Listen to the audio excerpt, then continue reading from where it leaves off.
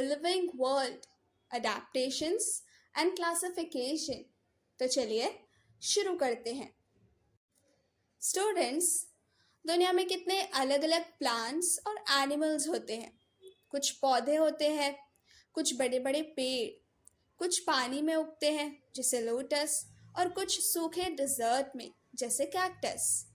Animals भी ऐसे ही अलग अलग होते हैं। कुछ पानी में रहते हैं जैसे फिश, कुछ ज़मीन पर जैसे डॉग, कैट, काउ एक्सेट्रा, और कुछ आसमान में उड़ते हैं बर्ड्स। ये सब डाइवर्सिटी यानी वैरायटी दिखाता है नेचर में। कश्मीर में ठंड पड़ती है और राजस्थान में गर्मी। तो क्या दोनों जगह के पौधे और जानवर सेम होंगे? बिल्कुल नहीं। कश्मीर में मिलते हैं पाइन और डियोडार जैसे कॉनिफेरस ट्रीज जो ठंड बर्दाश्त कर सकते हैं। राजस्थान जैसे डेजर्ट एरिया में मिलता है कैक्टस जो पानी के बिना जिंदा रह सकता है। और कैमल, डेजर्ट का किंग, वो तो सिर्फ राजस्थान में ही मिलता है, कश्मीर में नहीं। यानी हर लिविंग थिंग अपने इन्वायरमेंट के हिसाब से एडजस्ट करता है। इसे हम कहते हैं अडेप्टेशन। स्टूडेंट्स, अडेप्टेशन मतलब जब कोई लिविंग थिंग अपने आसपास के इन्वायरमेंट के हिसाब से अपनी बॉडी पार्ट्स या बिहेवियर में चेंजेस लाता है ताकि वो वहाँ सर्वाइव कर सके। ये चेंजेस बहुत लंबे समय में आते हैं। अब चलो समझते हैं डिजर्ट प्लांट्स के बारे में। डिजर्ट में पानी बहुत कम होता है, तो वहाँ के प्लांट्स ने कुछ स्पेशल ट्रिक्स सीख ली है। लीव्स या तो बिल्कुल नहीं होते या फिर छोटी निडल्स या थॉर्न्स के फॉर्म में होते हैं ताकि पानी कम वेस्ट हो। स्टेम फ्लैशी और ग्रीन होता है क्योंकि यही पानी स्टोर करता है और फोटोसिंथेसिस करता है। रूट्स बहुत गहरी या दूर तक फैली हुई होती हैं पानी ढूंढने के लिए। वैक्सी लेयर स्टेम पर एक मोटी वैक्सी लेयर होती है जो पानी को इवापोरेट होने से बचाती है, फॉर एग्जाम्पल कैक्टस। अब बात करते हैं पानी में रहने वाले प्लांट्स की, एक्वेटिक प्लांट्स। कुछ प्लांट्स जैसे लोटस पानी के नीचे रूटेड होते हैं पर उनके लीव्स और फ्लावर्स सरफेस पर फ्लोट करते हैं। कुछ प्लांट्स जैसे वाटर हायासिंथ पूरे के पूरे पानी पर तैरते रहते हैं। लीव्स एंड स्टेम्स, उनके ऊपर एक वैक्सी लेयर होती है ताकि पानी उन पर टिका न रहे। इसी वजह से लोटस के लीव्स से पानी ट्रिकल ऑफ हो जाता है। रूट्स छोटी और फाइब्रस होती हैं क्योंकि उन्हें ज़्यादा स्ट्रॉन्ग ग्रिप की ज़रूरत नहीं होती। एयर स्पेसेस, स्टेम के अंदर एयर स्पेसेस होती हैं जिससे वो इजीली फ्लोट कर सके। Example lotus, water lily, hydrilla. Adaptation in plants of snowy regions. Students, अगर किसी जगह पर बहुत ज़्यादा बर्फ गिरती हो जैसे कश्मीर या हिमालय, तो वहाँ के पेड़ पौधे कैसे सर्वाइव करते होंगे? उन जगह के प्लांट्स जैसे डियोडार और पाइन को हम कॉनिफेरस ट्रीज कहते हैं। उनमें कुछ स्पेशल अडेप्टेशंस होते हैं। शेप, ये ट्रीज कॉनिकल यानी कोन लाइक होते हैं जिससे जब स्नो गिरती है तो वो स्लाइड हो जाती है और ट्री पर अक्यूमुलेट नहीं होती। ब्रांचेस, स्लोपिंग ब्रांचेस होती है, ये भी स्नो को नीचे गिरने में मदद करती हैं। बाक, उनकी थिक बाक उन्हें ठंड से बचाती है जैसे एक natural jacket. So simple words में इनका शेप और बाक दोनों ही उन्हें स्नो और कोल्ड से प्रोटेक्ट करते हैं। अब फॉरेस्ट की बात करते हैं। जंगल में तो बहुत सारे ट्रीज, श्रब्स और हर्ब्स होते हैं, तो सबको सनलाइट चाहिए होती है। लेकिन सब तक सनलाइट कैसे पहुंचती है? यहाँ आता है अडेप्टेशन का मैजिक। टॉल ट्रीज, जंगल के ट्रीज बहुत ऊंचे होते हैं ताकि वो सनलाइट तक पहुंच सके। क्लाइंबर्स एंड वाइन्स, ये प्लांट्स खुद ज्यादा स्ट्रांग नहीं होते तो ये ट्रीज का सपोर्ट लेकर ऊपर तक चढ़ जाते हैं। टेंड्रल्स, कुछ प्लांट्स के स्टेम में स्प्रिंग लाइक टेंड्रल्स होती हैं जो सपोर्ट के लिए किसी ट्री या ब्रांच को पकड़ लेती हैं। मतलब फॉरेस्ट प्लांट्स ने अपने लिए सनलाइट लेने के स्मार्ट तरीके डेवलप कर लिए हैं। अब ग्रासलैंड की बात करते हैं। ये खुली जगह होती है जहाँ ग्रासेस और छोटे बुशेस होते हैं। रूट्स, ग्रासेस के फाइब्रस रूट्स होते हैं जो सॉइल को पकड़ कर रखते हैं और सॉइल इरोजन से बचाते हैं। हाइट, इक्वेटोरियल रीजन के ग्रासेस लंबे और डेंस होते हैं जहाँ टाइगर, एलिफेंट्स, डियर जैसे एनिमल्स आसानी से छुप सकते हैं। लेकिन कोल्ड रीजन्स के ग्रासेस छोटी और पतली होती हैं जहाँ रैबिट्स रहते हैं। लोकेशन, ग्रासलैंड्स हिली एरियाज और प्लेन्स दोनों जगह में मिलते हैं। मतलब ग्रासलैंड के प्लांट्स और एनिमल्स दोनों एक दूसरे के लिए परफेक्ट एनवायरनमेंट क्रिएट करते हैं। ज्यादातर प्लांट्स ऑटोट्रॉफिक होते हैं, मतलब वो अपना खाना खुद बनाते हैं। लेकिन कुछ प्लांट्स थोड़े अलग होते हैं, वो दूसरे प्लांट्स या इंसेक्ट से अपना फूड लेते हैं। कुछ एग्जाम्पल्स देखते हैं। पैरासिटिक प्लांट्स, डोडा, ये plant yellow wire like stem जैसा होता है। इसके पास लीव्स नहीं होते, इसलिए ये फोटोसिंथेसिस नहीं कर सकता। इसके पास हॉस्टोरियल रूट्स होती हैं जो होस्ट प्लांट के स्टेम के अंदर घुसकर उससे वाटर और फूड सक कर लेती हैं। मतलब ये एक चोर प्लांट है जो अपना खाना दूसरे प्लांट से लेता है। फंगाई, फंगाई के पास क्लोरोफिल नहीं होती, इसलिए वो भी फोटोसिंथेसिस नहीं कर सकते। ये भाकरी, ब्रेड जैसे स्टार्ची फूड पर उगते हैं। इनके पास रूट लाइक फाइबर्स होते हैं जो फूड को एब्जॉर्ब करते हैं। मतलब फंगाई रेडीमेड फूड खाते हैं, अपना नहीं बनाते। इंसेक्टिवोरस प्लांट्स, कुछ प्लांट्स ऐसे होते हैं जो इंसेक्ट्स को ही खा जाते हैं, उन्हें कहते हैं इंसेक्टिवोरस प्लांट्स। ये प्लांट्स उन मिट्टियों में ग्रो करते हैं जहां नाइट्रोजन की कमी होती है। अपनी नाइट्रोजन की ज़रूरत पूरी करने के लिए ये इंसेक्ट्स को अट्रैक्ट करके पकड़ लेते हैं और डाइजेस्ट कर लेते हैं। मतलब ये प्लांट्स वेजिटेरियन नहीं होते, ये नॉन वेज प्लांट्स है। अडेप्टेशन इन एनिमल्स, पानी में रहने वाले एनिमल्स जैसे फिश के बॉडी में कुछ स्पेशल फीचर्स होते हैं। बॉडी शेप, स्पिंडल शेप्ड, दोनों एंड्स पॉइंटेड ताकि पानी का रेजिस्टेंस कम हो। स्किन स्केल से कवर्ड होती है जो प्रोटेक्शन देती है। फिन्स स्विमिंग के लिए मदद करते हैं। गिल्स, नोज नहीं होता, ये गिल से सांस लेते हैं। एयर ब्लैडर, बॉडी के अंदर एक एयर बैग होता है जो उन्हें फ्लोट करने में हेल्प करता है, इसलिए फिश पानी में इजीली मूव और ब्रीथ कर सकती है।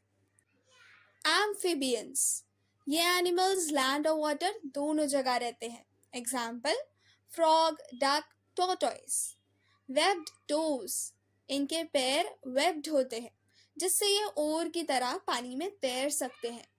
स्किन और फेदर्स, डक के फेदर्स पर वैक्सी लेयर होती है, इसलिए वो पानी से वेट नहीं होती। ब्रीथिंग, फ्रॉग स्किन से पानी में और लंग से लैंड पर सांस लेता है। कलर, फ्रॉग की बॉडी का ग्रीनिश कलर उसे ग्रास में छुपने के लिए हेल्प करता है, यानी कैमोफ्लेज करने में। ये सब अडेप्टेशंस उन्हें दोनों इन्वायरमेंट में जीने के लिए लायक बनाती हैं। फॉरेस्ट एंड ग्रासलैंड एनिमल्स, अब बात करते हैं जंगली और ओपन ग्रासलैंड एनिमल्स की। कार्निवोर्स यानी meat eaters. Example tiger, lion, fox, wild dog. Strong legs, fast running के लिए। Sharp claws and canine teeth, prey पकड़ने और फाड़ने के लिए। पैडेड पॉज, साइलेंटली चलने के लिए ताकि प्रे को पता न चले। आईज इन फ्रंट, दूर से प्रे पे फोकस करने के लिए। Herbivores, plant eater.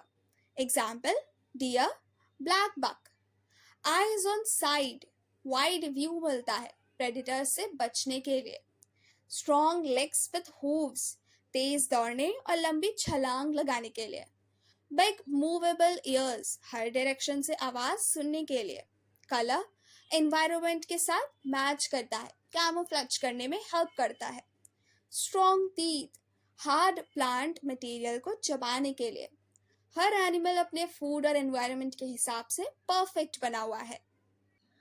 Dessert animals, dessert में पानी बहुत कम होता है और दिन में बहुत गर्मी होती है, तो वहाँ के एनिमल्स जैसे कैमल, रैट्स, स्नेक्स, लेजार्ड्स के कुछ स्पेशल फीचर्स होते हैं। थिक स्किन, पानी लॉस कम करने के लिए। Long legs and flat soles, गरम सैंड पे चलने के लिए। नोस्ट्रल्स विथ फोल्ड्स, सैंड से बचने के लिए। लॉन्ग आईलैशेस, आंखों में रेत न जाए इसके लिए। बरोस, छुपने और ठंडी जगह बनाए रखने के लिए। नॉक्टर्नल हैबिट, रात में एक्टिव होते हैं ताकि दिन की गर्मी से बचें, इसीलिए कैमल को कहते हैं ship of the desert. Adaptation in animals of snowy regions. Students, अगर कोई एनिमल स्नोई या ठंडी जगह जैसे हिमालय, आर्कटिक, साइबेरिया में रहता है, तो उसके बॉडी में कुछ स्पेशल चेंजेस होने चाहिए, है ना। Example, yak, polar bear, white fox, snow leopard, Siberian husky dog, mountain goat, इनके कुछ स्पेशल फीचर्स हैं। वाइट या सिल्वर बॉडी कलर, स्नो के साथ ब्लेंड कर जाते हैं, जिससे ये इजीली हाइड हो जाते हैं और एनिमीज से बच जाते हैं। लॉन्ग और थिक हेयर, ये उन्हें ठंड से बचाते हैं, जैसे एक natural fur coat. Thick layer of fat, ये उनके बॉडी को वार्म रखता है even in freezing temperature. Short ears और टेल, हीट लॉस कम करने के लिए। मतलब स्नोई रीजन के एनिमल्स एकदम वार्म और स्नो प्रूफ डिजाइन वाले होते हैं। अडेप्टेशन इन एरियल एनिमल्स यानी फ्लाइंग एनिमल्स। सोचो, रोड पर चलने वाले व्हीकल और एरोप्लेन में क्या डिफरेंस है। बिल्कुल सही, एरोप्लेन हवा में उड़ता है क्योंकि उसका शेप और स्ट्रक्चर ऐसे डिजाइन होता है कि एयर रेजिस्टेंस कम हो। बर्ड्स और फ्लाइंग एनिमल्स के पास भी ऐसे ही अडेप्टेशंस होते हैं। Birds, spindle shaped body, body दोनों एंड से टैपर्ड होती है, जिससे हवा का प्रेशर कम लगता है और वो आसानी से उड़ सकते हैं। हॉलो बोन्स, बोन्स हल्की होती हैं, इसलिए पूरी बॉडी लाइट वेट होती है। Four legs wings, four legs wings में कन्वर्ट हो गए हैं ताकि वो उड़ सके। फेदर्स, ये उनके बॉडी को स्ट्रीमलाइन और वार्म रखते हैं। इंसेक्ट्स, लाइट बॉडी और 2 पेयर ऑफ विंग्स ताकि इजीली फ्लाई कर सके। 6 लेग्स, चलने और बैलेंस रखने के लिए। बैट्स, पटेजियम, ये एक थिन स्किन फोल्ड होती है जो 4 लेग्स और हिंड लेग्स के बीच होती है, इसी से बैट्स उड़ते हैं। मतलब एरियल एनिमल्स की बॉडी लाइट, स्ट्रीमलाइंड और फ्लाइंग के लिए परफेक्ट होती है। अडेप्टेशन इन रेप्टाइल्स, रेप्टाइल्स जैसे स्नेक, लेजर्ड, क्रोकोडाइल एक्सेट्रा अपनी मूवमेंट और सर्वाइवल के लिए कुछ स्पेशल अडेप्टेशंस दिखाते हैं। स्नेक्स, इनके पास पैर नहीं होते, लेकिन इनकी स्केली स्किन और मसल्स उन्हें ग्राउंड पे स्लाइड करने में हेल्प करती है। लेजर्ड्स, इनके क्लॉड टोज और थिन सोल्स उन्हें दीवार या सरफेस पर चिपकने में हेल्प करते हैं। क्रोकोडाइल्स, स्ट्रॉन्ग मसल्स और टेल से ये पानी में और लैंड पे दोनों जगह पर मूव कर सकते हैं। मतलब रेप्टाइल्स के पास एकदम स्लेदरिंग और क्रॉलिंग बॉडी डिजाइन होता है। Adaptation for food in animals, animals के ईटिंग हैबिट्स भी उनके इन्वायरमेंट के हिसाब से अलग होते हैं और हर ग्रुप के एनिमल्स अपने फूड के लिए स्पेशल बॉडी पार्ट्स डेवलप करते हैं।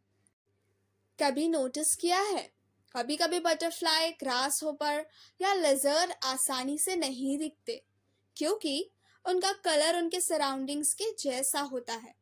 इसे कहते हैं कैमोफ्लेज। ये उन्हें प्रेडेटर्स से बचने में हेल्प करता है।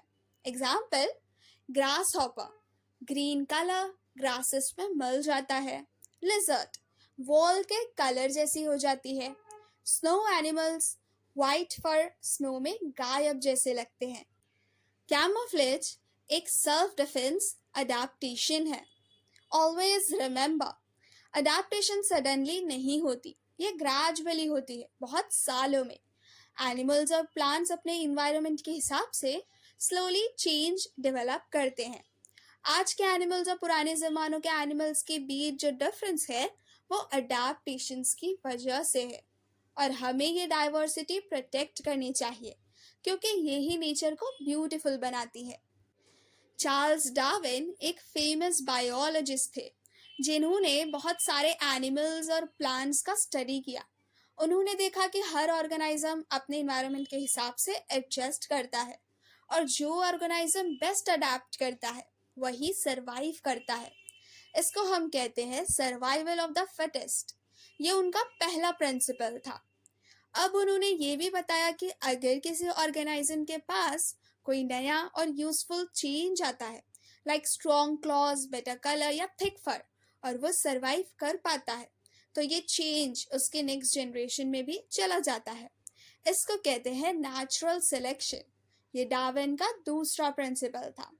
सिंपल वर्ड्स में, नेचर चूज करती है उनको जो बेस्ट फिट होते हैं अपने इन्वायरमेंट में। अब सोचो स्टूडेंट्स, दुनिया में कितने सारे लिविंग ऑर्गेनिजम्स हैं। Plants, animals, insects, fungi, bacteria, सबको एक साथ याद रखना इम्पॉसिबल है। इसलिए साइंटिस्ट ने डिसाइड किया कि हम इन सबको ग्रुप्स में डिवाइड करेंगे बेस्ड ऑन उनके सिमिलैरिटीज और डिफरेंसेस। इसी प्रोसेस को कहते हैं क्लासिफिकेशन। जैसे किंगडम सबसे बड़ा group, phylum division, class, order, family, genus, species. ये एक हायरार्ची ऑफ क्लासिफिकेशन होती है जिसमें ऊपर से नीचे तक ग्रुप्स छोटे होते जाते हैं। अब सोचो, अगर क्लास में 4 कबीर या किरण हो, कौन से वाले की बात कर रहे हो ये कैसे समझेगा? सिंपल, हम उसका पूरा नाम बोलते हैं, कबीर खान या किरण पटेल जैसे। बिल्कुल ऐसे ही हर ऑर्गेनिज्म को साइंटिफिक नेम दिया गया है जो 2 पार्ट्स में होते हैं। जीनस जैसे सरनेम, स्पीशीज जैसे first name. Example, Homo sapiens, होमो जीनस है, सैपियंस उसकी स्पीशीज।